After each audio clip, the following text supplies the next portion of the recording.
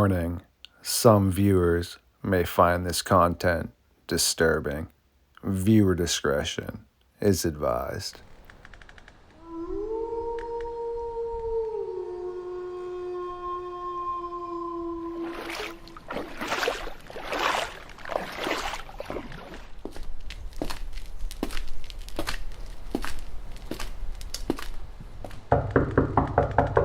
Colleen, the official environmentalist of the North American Dogman project. Yes, it is always great to have my science team stop into the Fox Den for another episode of Midnight Lycanthropy here on LordeStarfox Radio. Colleen and I have a bunch to take care of.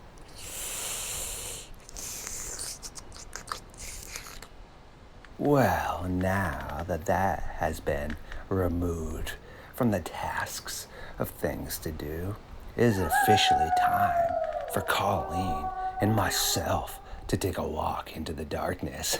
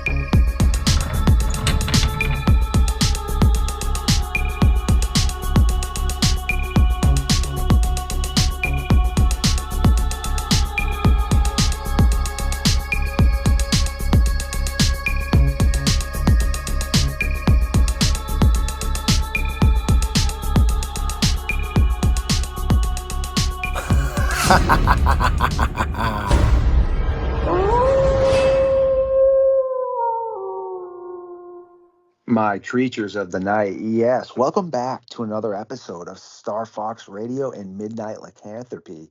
We again have a member of the North American Dogman Project science team and a friend of mine. You can't really argue with science now, can you? Colleen, how are you doing, my friend? Hey, I am doing fantastic. How are you doing? I'm not bad at all. It's really great to finally sit down and chat with you again. I mean, to the audience, as stated, Colleen's a good friend of mine. So, I mean, don't act like I don't get to talk to her because I do text her pretty consistently. But it's always good to get her on Midnight Lycanthropy and get some really good information out there. Yeah. It's been a busy summer. You know how it goes. This is a good thing. I mean, it's definitely all right to have an existence outside of the dogman realm. So, I mean, never feel like it's a bad thing to set off and do what you need to. You are extremely busy. And as stated, you're a scientist, you're a farmer. So you are very busy, whereas I'm just a journalist. I don't have a girlfriend. I don't have children or anything like that. So pretty much I am the child I'm taking care of. And, I'm able to really just implode my brain with a ton of research. So that's why if people are like, hey, how do you get out videos so much? Well, that's why. But then you do got to understand people like our science team and stuff, they are scientists. So they are not able to always come hang out with us. So it is a joy when they can. Yeah. Well, thanks for having me on. I can't wait to get into this. Yes. So to the audience, Colleen did spend some time down in Kentucky near, obviously, the area most people should be well rounded with, the LBL, the land between the lakes. I'm sure there's some other slangs for it, but we are going to dive into some pretty strange encounters and see what our scientist has to say about it. What do you think about that, Colleen? I can't wait. Let's go. 1850, we have an area called Werewolf Springs, Dixon County, Burns, Tennessee. The Corn Hog Circus is traveling through what is now known as the McNair Cut on their way to show off two of their prized quote-unquote wolf people, a male and female that they have recently somehow gotten their hands on. The creatures were reported to be so ferocious that they had to be kept in cages at all times and restrained with chains when being shown off. Suddenly, one night, The train derails, and every animal being transported escapes. After a quick search of the area, every specimen, minus the two wolf people, are found. It's still rumored that the offspring of these wolf people may still be lurking the landscape of Werewolf Springs. Fascinating. Yeah, that's really interesting to me because if they were dogmen, absolutely they're smart enough to know to leave and to leave quickly and maybe hold up somewhere that other animals that are probably been captive for a long time would know. Kentucky has a lot of caves and caverns. And I think we've talked about that before, like the use of caves and caverns. Yes, that all makes so much sense. And actually, Ku, who I introduced in the chat today, is our spelunker and cave expert. So she's really helped out a ton with some of the information that I've recently been able to seep into my brain. And I think both you and her would have some really great conversations as well. And Uh, yeah, she gets in really deep in cave systems. Unbelievable images she's gotten for obviously herself, for us, and it's really great. But it does, like you said, really tie into some interesting aspects. Previously, like we were speaking about, animals do understand things and, as you stated, have souls. And Brian Barber, Bigfoot's barbershop, a friend of mine as well, was called to a scene one time where a gentleman was basically having a ton of exotic pets that he shouldn't have, apes and all these things. And there was a massive baboon that had been caged up, Brian said, for obviously so long because its feet and stuff were deformed from being like all scrunched up. And he said it literally had the most evil looking yellow eyes. And he said it looked like a crazy werewolf. And the thing was just absolutely flipping his wig. So people, yeah, don't really understand. That's why whales aren't supposed to be captive and things.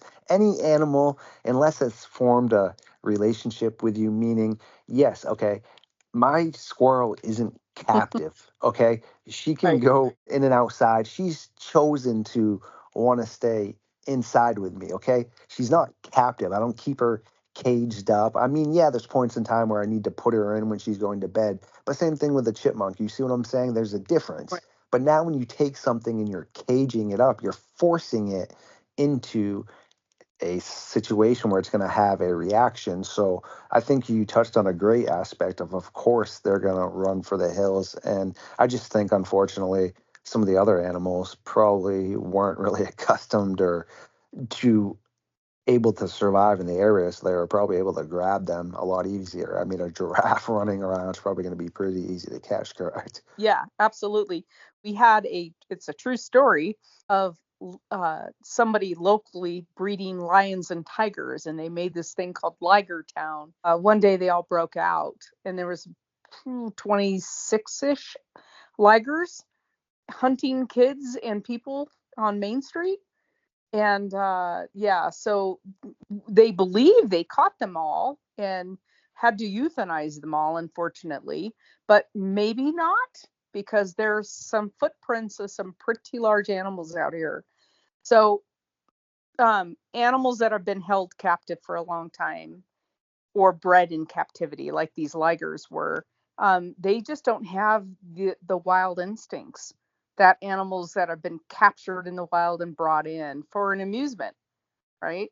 They don't have the same instincts, and these poor animals, these whatever they were, dogmen, just like a dog that's kept on a chain, they get aggressive fast, and that could have happened to these animals.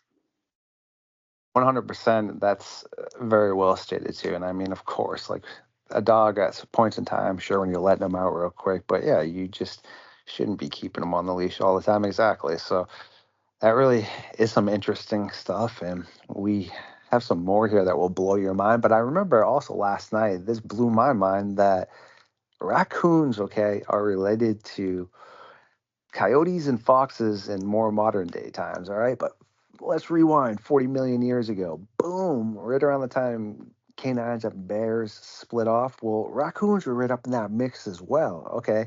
And there used to be pretty enormous raccoons, and raccoons are super intriguing with their arms. And I don't know how many times I've taken encounters where people said raccoon like arms, raccoon like hands, Mm-hmm. raccoon like head, kind of. And then obviously that's really interesting. But now when I look at the indigenous culture, okay, they used to call them washer bears and long tailed bears. And yeah, it's just really interesting. And picture raccoons are super cool, all right, if you're on their good side. But now picture if you open the trash barrel and one's in there, and it's not that large, but it's large enough where it's ticked off and it's coming at you like crazy, which is a trash panda, correct? But now Right. picture one the size of you and I. Imagine how much of a terror a raccoon would be capable of at the size of, I'm 6'1", 152 pounds. Yeah, I can't even imagine that because I've had just an adult female raccoon with her babies Mm-hmm. coming at me, trying to get into our cat food. I can't even imagine That's what I'm a saying. raccoon that big. Exactly. So I think that's something really interesting that I would at some point love to dive in more to with our science team, and also you being part of our science team. I would really like to try to do an experiment, okay? Meaning, when I was younger, I would dress up for Halloween with my mom. She'd make amazing costumes, and whenever I'd put on the werewolf mask and werewolf costumes, okay, my dog and all pets and things would flip their wig. All right. And I was talking to my friend Barbara Hartman actually earlier on one of our episodes about this. Scientists did experiments, obviously the kids' parents were around, etc., on babies that could not speak yet. Okay. They Mm-hmm. literally had very minimalistic reactions. They would show them images, okay, of things like sheep and little fluffy animals. They would just smile and be happy, okay? Then they would show them images now of snakes, large spiders, crocodiles. They would flip out, start Mm, crying, and okay, that's a DNA type response from yeah. evolution, right?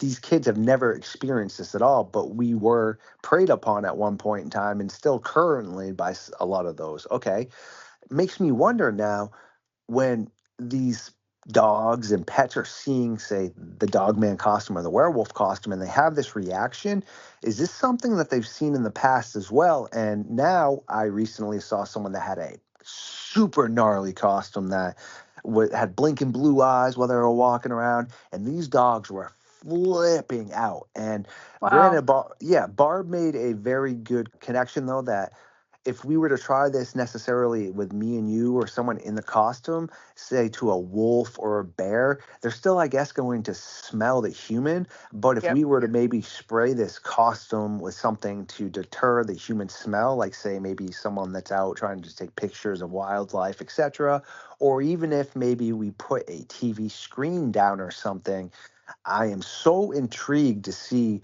what a wolf, what a bear, or some of these predators' reactions are. Because if they have no reaction to something that looks like the dog man and a hypothesis, then okay, it's just these pet dogs are wigging out. But if these wolves now and other predators have a very similar reaction where they either become aggressive or submissive, that would really make me think again that brings more credence to there being something that looks like that, because again, why would they have a negative reaction?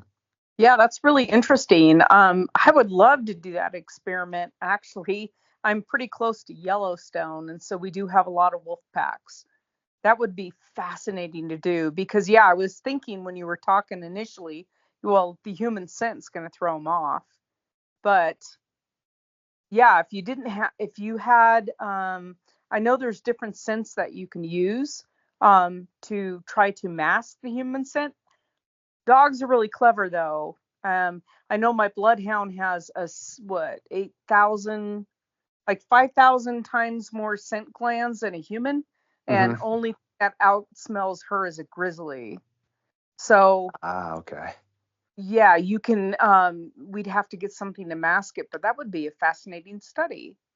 Yes, because also too with some of the audio that we can't verify that's been sent around, for example, Mhm. Barb and even myself, when you play that, pets and things just jolt away. But if you play like other predatory sounds like a lion or stuff, they kind of just look at you like, what the heck? What are you doing? Like, Yep. get this out of my head. But if you play like what is an unknown potential dog man howl, like they jet off and they're like, yeah, see ya. So it's really interesting with that. And also, though, too, I do know there are animatronics again too that look so real like that. So I mean, we could even potentially do something along the lines of that. You could have it laying down, and obviously wildlife would approach it, and you can make it stand up after, which would be baffling. I just want to see reactions because, like I said, it's just intriguing to me as to why the domesticated animals are acting like this, because that means somewhere along the line they must have seen something like that, unless it's just any mask makes them wig out. But why are the little babies wigging out to things that look crazy like that? And same thing, you show them a werewolf, they wig out. But if it didn't exist, why is it wired in like that? It's just really intriguing. I watched a documentary on birds in England, and they were doing a study on magpies and how they were just being really super destructive. Apparently, in England, they still get milk delivered in bottles, and they have Hmm. little silver you can break through, like that's on a medication bottle now. Yep. Um, so the magpies would land on these milk caps or milk bottles and peck through, and they would drink the milk. And so they were trying to do experiments on what would it take to get a magpie to leave the milk bottles alone. And of all of the experiments they did, it was a box that was paint, and they would have a box like on a rope on a skateboard and pull it up to the magpie drinking the milk, and the magpie wouldn't leave. But once they painted eyes on it that looked like cat eyes, Yep. they'd take off. Exactly. Built-in predatory type response. That's beautiful right Yes. there. Wow. So I'm wondering if a lot of it has to do with shapes of eyes and pupils. Okay. Yeah, this is great. I just really think at some point, like I said, I mean, you being a scientist with our science team, and y'all are definitely busy, but I'm gonna throw that around to William too, and everybody else that is involved science-wise. And I just really think that would be a beautiful, pretty easy study to do. And actually, with the Monster Quest reboot with Doug Hychek. I have a call with him tomorrow. I actually might mention that to him too, because he just recently went up to Canada with Jeff Meldrum to a cabin that has been having Sasquatch encounters for like 20 years since one of the first seasons on Monster Quest. And they made a replica Sasquatch baby that looks so gnarly, so real, but they put a little tiny camera in the navel, like really deep in there, Mm-hmm. and they set it up outside. And to be quite honest with you, it would get me confused. I mean, obviously at first you'd be like, why isn't it moving? But it would take me even picking it up and looking all around and being interested in it to eventually figure out what it is. It would be mind bending. And I think Doug would think that would be really awesome too, because things like trail cameras and stuff are just very simple, and it just doesn't fit the type of response. I'm not saying we're trying to get a Dogman on camera right here. I'm just saying that this could break a layer of science and really bring another whole level to it. That'd be fascinating. I do know well, and think about, I have to go back again to my bloodhounds only because I've had them for so long. They don't really see well. They rely only on their nose. But Hmm. I mean, I don't think she can see 50 feet in front of her. She's like, it must be all blurry. Hmm. Um, I think animals respond really, really well to the shape and the size of the pupil, and they recognize human pupils and human eyes, not just the scent. And I do think that an experiment where we're looking at different eyes, different pupils. Wolves are completely different looking than dogs. I've had a Hmm. wolf. I've had two in my life, two wolf pets. They and I did not get them from the wild, but I ended up with them, and their eyes are completely different than a domesticated dog. So if I think that's something that we need to key on our research when we're looking at these stories, is ask people really what did their eyes look like.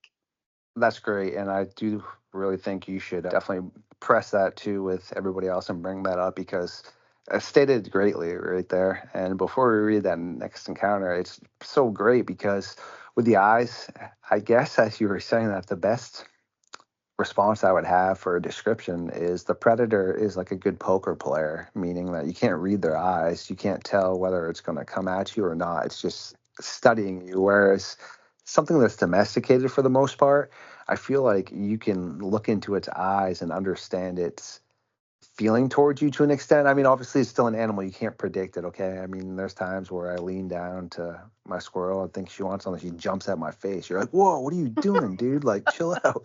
Right, So yes, yeah. But you can tell a soft eye. A soft eye has a completely different look than an eye that's a predator. Yes, I don't feel like she's gonna eat me exactly. I just didn't know she was gonna lunge at my face. It still was like a loving kind of gesture. It's just like, Mhm. yo, you have little karate squirrel claws here. I still need my eyes, okay? So please chill out with that. So that's awesome. But all right, so this one right here too is gonna tie a little bit more into the environment, like you were asking about, and it's pretty Mhm. old school actually. 1850 Creech Hollow Lake, Tennessee. A local girl is out wandering the forest. As she approaches a large cave system, something sinister grabs her and disappears with a little girl into the depths of the cave. Wondering where their daughter had gone off to, the family gathered a search party and began looking for their lost daughter. Approaching the same cave the little girl had, the men smell an overwhelming odor of fox urine, decay, and wet, rotten dog. Gathering their courage, the group steps inside the hell pit and find numerous human and animal bones scattered all throughout the cave. Seeming that something was living in here or had been at one point in time, they continued to look around. Sadly, the little girl was never found. Shortly after the search had begun for the missing girl, a large storm flooded and washed away the cave entrance and has never been accessed again. Fascinating. So bears don't smell like wet dog. Everybody who's had a canine ever in their life knows what that smells like. Bears don't smell like wet dog. Cougar don't smell like wet dog. Um, so yeah, that the only thing I can think of is dog, right? So something that can grab even a how old was the girl? It just said she was a young girl. Okay. Well, I'm assuming not a toddler. So Yeah, uh, probably. I'd assume around that time when they're referring to a young girl, probably under 15, 10 to 12 range, give or yeah, take. I mean a wolf isn't going to drag off a young. Well, I guess they could, but I don't think there are wolves in this area. But there could have been at that time. But I'm not sure that there are wolves in this area. Hmm, yeah. So I God, the only thing I can think of is Dogman that could drag her off and not be found because they're searching the cave. So that means this thing has a really in-depth knowledge of taking its prey in. Yes, kind of ties into the whole Saudi Arabia thing recently, where they found the Oh, cave yeah. system with all the hyenas. And again, we ask, well, do we just not properly document hyenas being in Saudi Arabia? Possible. Or are they using cave systems? Possible as well. All right, I've never really been around predators. I love animals, okay? And Hmm. I mean, the chipmunk that sits outside, I mean, Hmm. he doesn't really smell like anything. He just is a Right. little fuzzy guy. My pet squirrel, I mean, people don't realize they're actually pretty cleanly. Underneath her little house I have for her, she hangs off. And I have a little like litter box because she pees and poops while she hangs off. She doesn't want that in her nest, okay? So Hmm.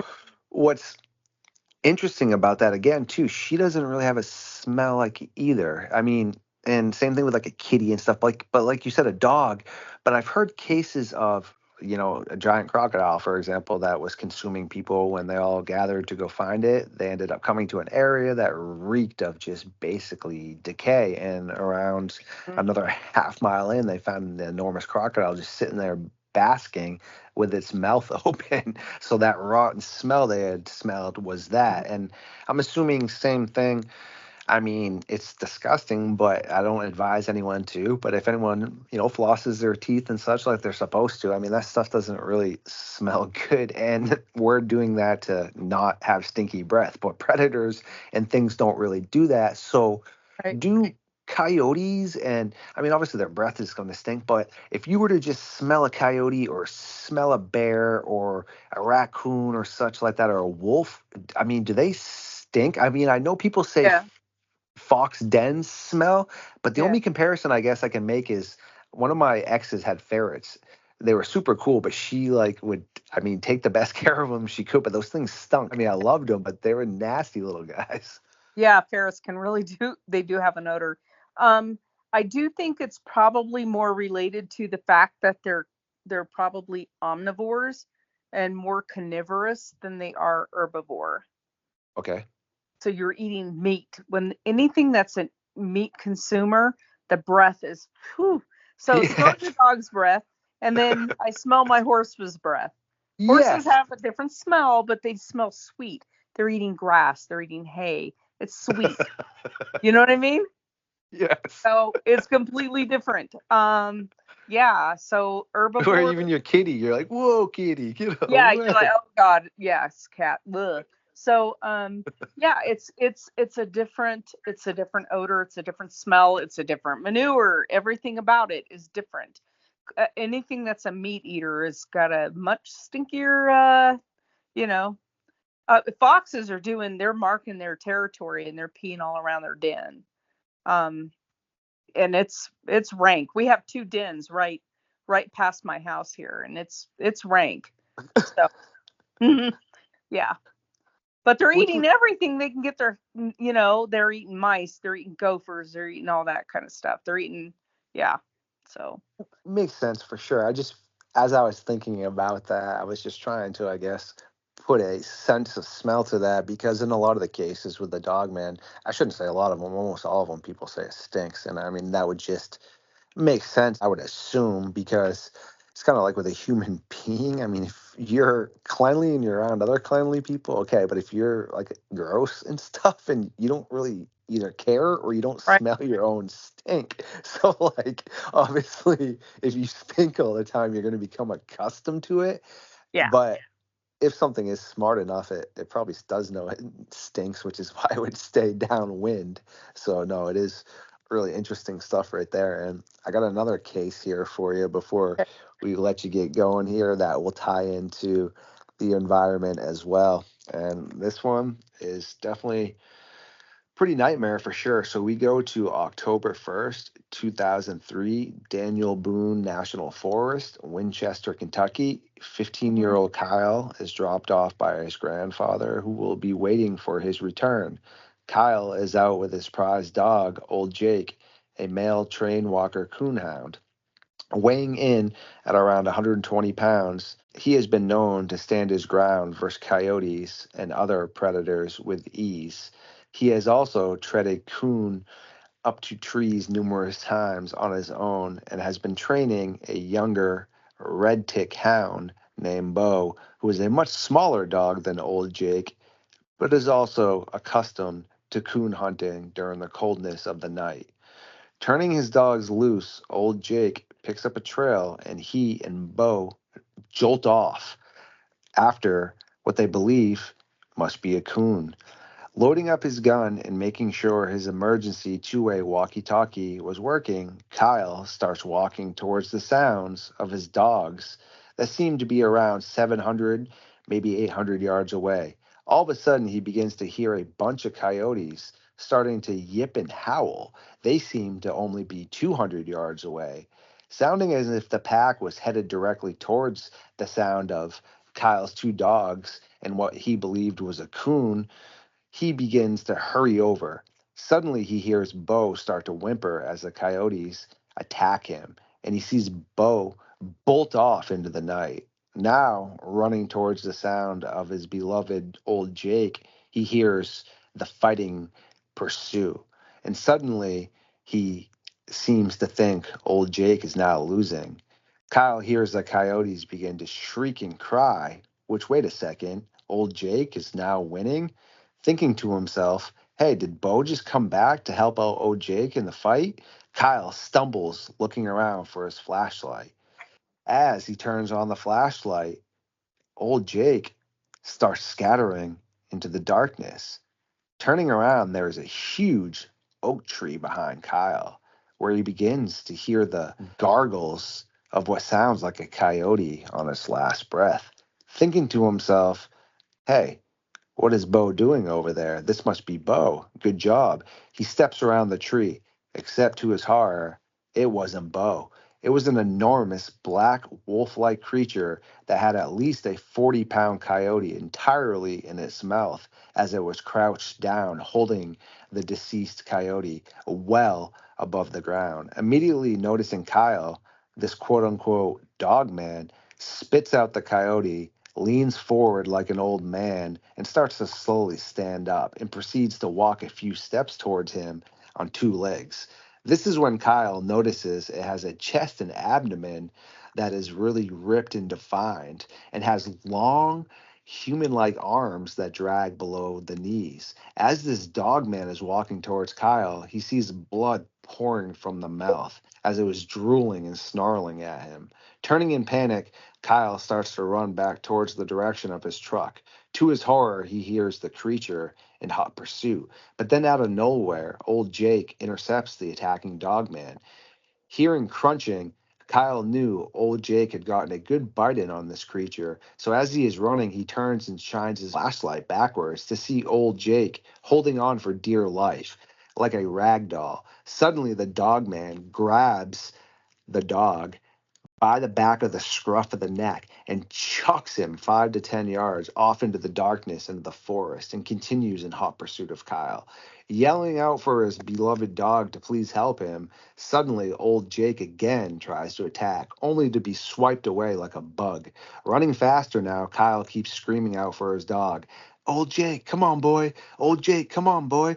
Who again tries to attack the dog man, but this time Kyle heard what sounded like a bone breaking and turned around to see old Jake biting the thigh of the creature, giving it all he had. And this time he noticed it hurt the dog man, but Kyle's fears continued to grow when he saw how small old Jake really looked in comparison to this dog man that he was holding on to.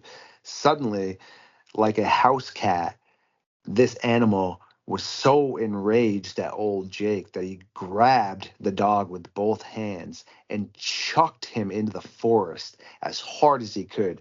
Kyle said he heard his dog crashing through branches and trees and figured this had to be the end of old Jake. Scared, sad, and angry, Kyle keeps running into the night in hopes of reaching his grandfather's truck. Kyle hears the dogman gaining on him, and in hopes of a miracle, he screams out for old Jake. But not this time. He's not coming. It's just Kyle and the dog man. As the animal is gaining on Kyle, he felt the breath of the animal behind him and said it smelled like rotten flesh, and also it must be the time of his demise. Out of nowhere, old Jake hits the dog man like a Mack truck, taking the creature to the ground and dropping him like a hammer bursting out of the tree line. Kyle is almost to his truck when he hears the fight turn, and now it sounded like the dog man was tearing his beloved dog to pieces as if he had begun to grow tired of the little peasant. Kyle began to turn to yell for old Jake to come. Please come, Jake. Since he was approaching his truck, his grandfather was in, but Kyle said there was nothing but silence. Firing all 6 rounds of his rifle into the air, Kyle hoped it would frighten the creature off. When Kyle did reach his grandfather's waiting truck, he tells him what had just happened. After listening, his grandfather, who was a wise man with a few words, told Kyle if he wanted to be an outdoorsman and enjoy it, he needed to come to terms with the fact that these creatures are real and dangerous. Telling his grandfather to leave, they laid down a jacket on the road in hopes of one of the dogs or both dogs would find the scent and wait for them until morning. The next morning, Kyle and his grandfather returned to not find old Jake or Bo. Yelling and slowly driving up and down the road, they heard rustling in the brush up ahead, and to Kyle's bewilderment, limped out a red dog, which at first he thought was Bo, his red tick hound. Suddenly, he soon realized it wasn't Bo, but old Jake. He was covered in blood. His ears were shredded like noodles, his nose partially ripped off, his chest split open, revealing the bone chest plate and huge 5-digit scratch marks that had torn massive pieces of flesh away. Old Jake recovered after many surgeries and had a good rest of his life, but Bo was never seen again, and Kyle refuses to go into the woods at night. Wow, what a story. That's incredible. Yeah, that's incredible. There was just so much information there. This thing was monstrous compared to his dogs, and that one dog was huge. I mean, I've had bloodhounds that are 140 pounds. I can't imagine something bigger than that. The only thing that I've seen chuck a dog like that is a kangaroo, believe it or not. Oh yes. Oh We yes. have, yeah, we have a local breeder here of kangaroos, believe it or not, in Idaho. And they have a red kangaroo, which is the largest of the species, and it threw a yellow lab, which was close to 100 pounds, over a 6-foot fence. Um, Whoa.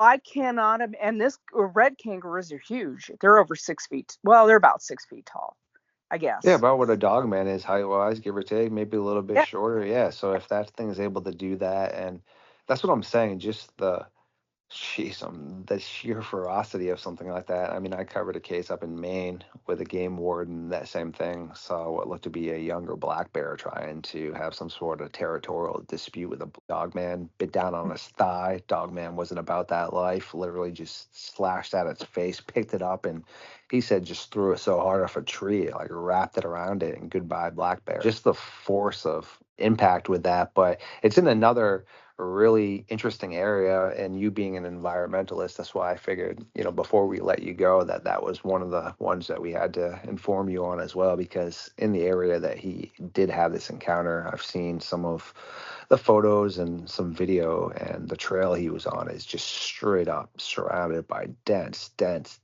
forest. So yeah. I can't even imagine the strength of something to chuck a dog like that. That's not anything that we have known on this continent, right? I mean, obviously kangaroos are not from this continent. And that would be the only thing I know of that could chuck an animal like that.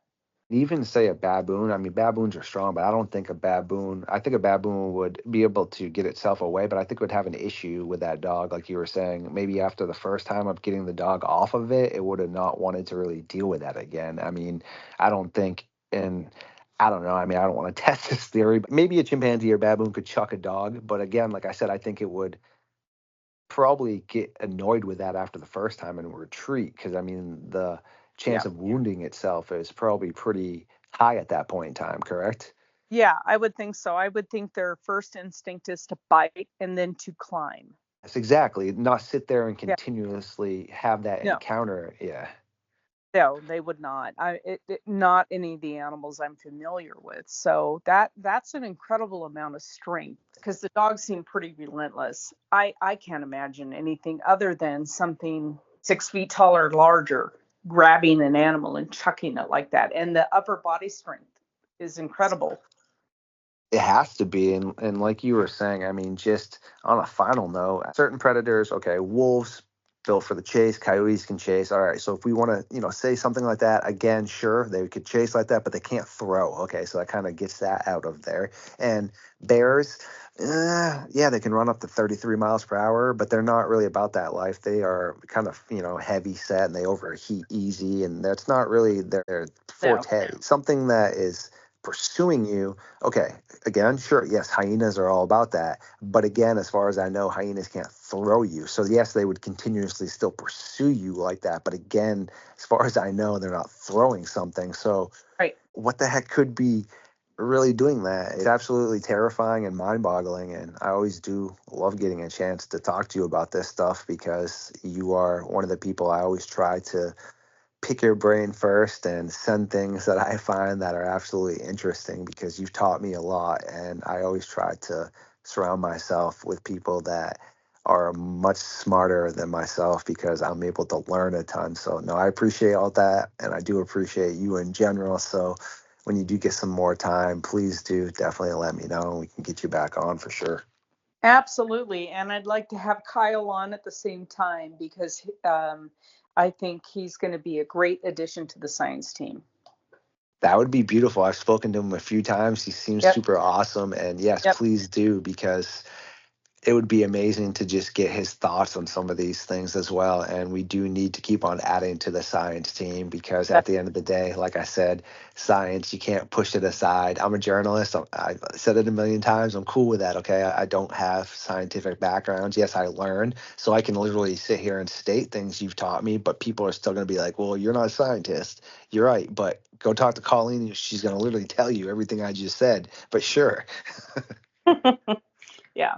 No, it'd be really cool. And he's definitely the biologist here. So I'm more of an environmental contaminants person, but he will be fascinating to talk to. He'll have wonderful theories. So we'll definitely bring him in.